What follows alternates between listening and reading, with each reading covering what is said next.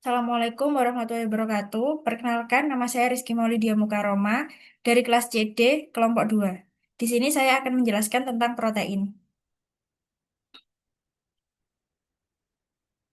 Definisi protein. Protein adalah sumber asam amino yang mengandung unsur-unsur C, H, O, dan N yang tidak dimiliki oleh lemak atau karbohidrat. Molekul protein mengandung pila fosfor, belerang, dan ada jenis protein yang mengandung unsur logam seperti zat besi dan tembaga. Protein merupakan salah satu kelompok dari bahan makronutrien atau nutrisi yang dibutuhkan dalam jumlah banyak. Tidak seperti bahan makronutrien lain, misalnya karbohidrat, lemak, protein memiliki peran lebih penting dalam pembentukan biomolekul daripada sumber energi. Struktur kimia protein. Gugus amin atau NH2 bersifat basa dan berperan dalam pembentukan ikatan peptide. Gugus karboksilat COOH bersifat asam dan juga terlibat dalam pembentukan ikatan peptide. Atom karbon alfa, pusat utama yang menghubungkan semua semua gugus. Rantai samping, bagian yang membedakan satu asam amino dengan lainnya, menentukan sifat dan fungsi masing-masing. Struktur di samping merupakan struktur struktur kimia asam amino, yaitu unit dasar penyusun protein. Protein terbentuk ketika banyak asam amino yang saling berikatan membentuk rantai polipeptide.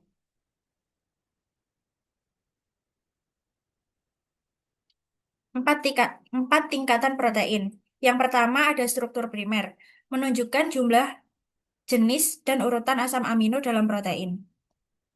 Yang kedua ada struktur sekunder, menunjukkan pembentukan konformasi khas alpha helix, beta sheet, alpha turn, dan random coil dalam rantai polipeptide molekul protein. Yang ketiga ada struktur tersier, menunjukkan pembentukan lipatan atau folding polipeptide. Yang keempat ada struktur kuartenair, menunjukkan penggabungan kurang lebih rantai polipeptide atau subunit penyusun protein. Berikut adalah gambar empat tingkatan protein. Lalu protein secara struktur. Protein berserat, protein dengan rantai polipeptide yang panjang dan paralel sehingga seringkali tidak larut dalam air. Contoh kolagen dan keratin. Lalu ada protein globular. Protein berbentuk bulat atau elips dengan rantai polipeptide yang berlipat-lipat. Protein ini umumnya larut dalam air. Contoh adalah enzim, insulin, dan albumin. Lalu ada protein secara fungsi. Yang pertama enzim, mempercepat reaksi kimia dalam tubuh. Yang kedua ada hormon, mengatur fungsi tubuh, seperti insulin yang mengontrol gula darah. Yang ketiga ada antibodi, membantu melawan infeksi bakteri atau virus. Yang keempat ada protein transport, memindahkan molekul seperti hemoglobin yang membawa oksigen. Lalu yang kelima ada protein penggerak, berkontribusi pada pergerakan otot seperti miosin. Yang keenam ada protein struktural, memberikan bentuk dan dukungan pada sel dan jaringan, seperti kolagen dan keratin. Lalu ada protein berdasarkan gugus tambahan atau protein terkonjugasi. Yang pertama ada lipoprotein. Protein yang terikat pada lipid atau lemak, misalnya pada membran sel. Yang kedua ada glikoprotein. Protein yang berikatan dengan karbohidrat, misalnya imunoglobin atau antibodi. Yang ketiga ada fosfoprotein. Protein yang mengandung gugus fosfat, misalnya kasein dalam susu.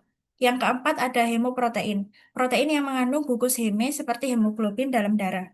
Yang kelima ada flavoprotein. Protein yang terikat pada nukleotida flavin, contohnya enzim suksinat dehidrogenase.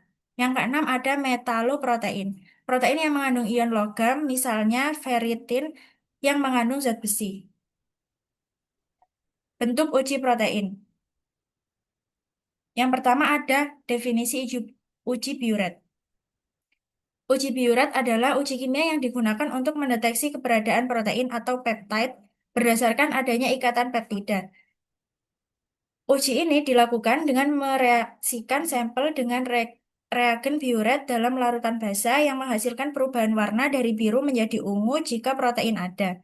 Reaksi ini terjadi karena ion tembaga dari reagen membentuk kompleks ungu dengan ikatan peptide pada protein.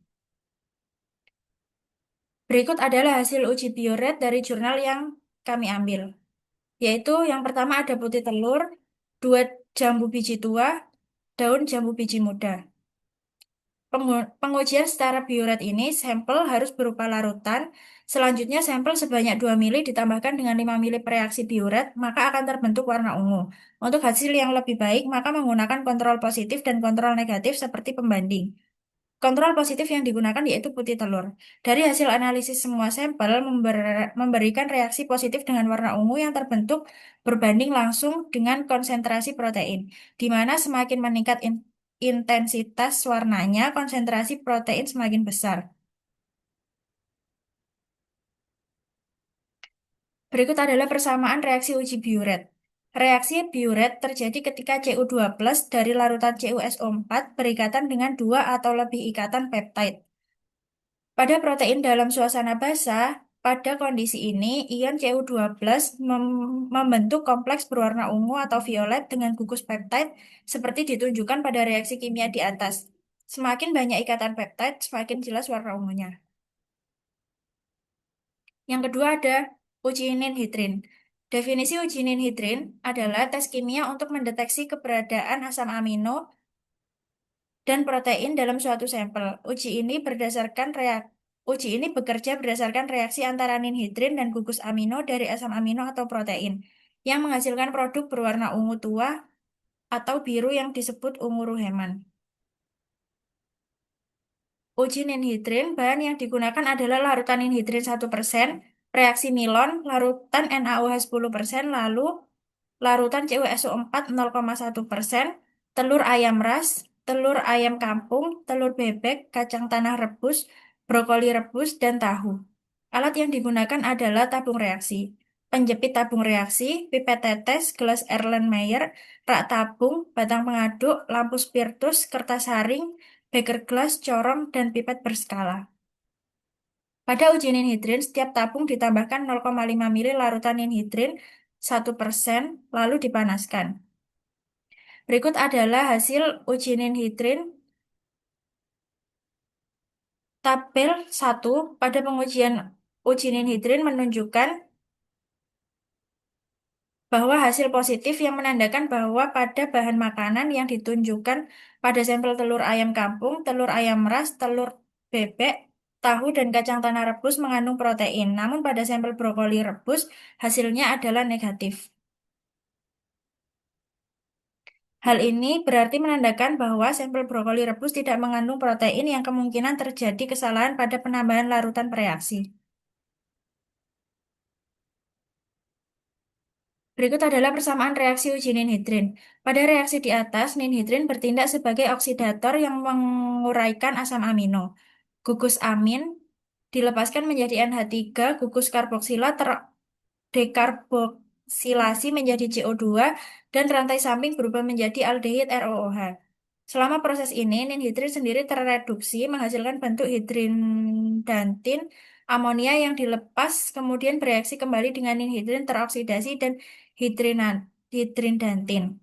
Sehingga terbentuk kompleks Ruhemans purple yang menghasilkan warna ungu sebagai tanda positif adanya asam amino. Yang ketiga ada uji Milon. Definisi uji Milon. Uji Milon adalah uji kimia kualitatif yang digunakan untuk mendeteksi keberadaan asam amino tirosin dalam suatu protein. Reaksi Milon atau campuran merkuri nitrat dalam asam nitrat akan bereaksi dengan gugus fenol pada tirosin dan menghasilkan warna merah bata setelah persamaan, setelah pemanasan. Jika warna merah muncul, berarti sampel mengandung protein yang memiliki tirosin. Sampel penelitian yang digunakan dalam penelitian ini adalah kacang hijau. Pembuatan tepung kacang hijau untuk pembuatan kecambah dilakukan dengan cara kacang hijau ditimbang sebanyak 250 gram, lalu direndam dalam 250 mili air selama 12 jam. Kemudian ditiriskan lalu ditebarkan pada wadah yang berlubang-lubang dan ditutupi kain. Setiap 6 jam sekali disemprot dengan air menggunakan hand sprayer. Perkecambahan dilakukan selama 48 jam. Kecambah yang dihasilkan dikeringkan dalam oven pada suhu 45 derajat Celcius sampai diperoleh derajat kekeringan. Kemudian kecambah kacang hijau kering, dilepas kulitnya, digiling dan diayak menjadi tepung. Dengan cara yang sama dilakukan untuk proses perkecambahan dengan menggunakan media limbah air, cucian beras, dan limbah air kelapa. Berikut adalah hasil uji Milon dari jurnal yang kita ambil. Larutan dibuat larutan sampel 2% dalam Aquades. Ambil 1 mili sampel, tambahkan 5 tetes larutan HGNO3 0,1 N, kemudian panaskan sampai mendidih. Reaksi positif terbentuknya endapan merah. Sampel terdapat tepung A, tepung B, dan tepung C. Sampel memiliki reaksi positif karena semua sampel berwarna merah. Berikut adalah persamaan reaksi uji Milon. Uji Milon digunakan untuk mendeteksi asam amino tirosin dalam protein. Pada reaksi tersebut, gugus fenol pada tirosin bereaksi dengan reagen Milon, sehingga membentuk kompleks merkuri berwarna merah bata. Warna ini muncul karena gugus fenol ternitrasi lalu berikatan dengan ion merkuri, sehingga hanya protein yang mengandung tirosin yang memberikan hasil positif. Sekian dari saya, kurang lebihnya mohon maaf. Wassalamualaikum warahmatullahi wabarakatuh.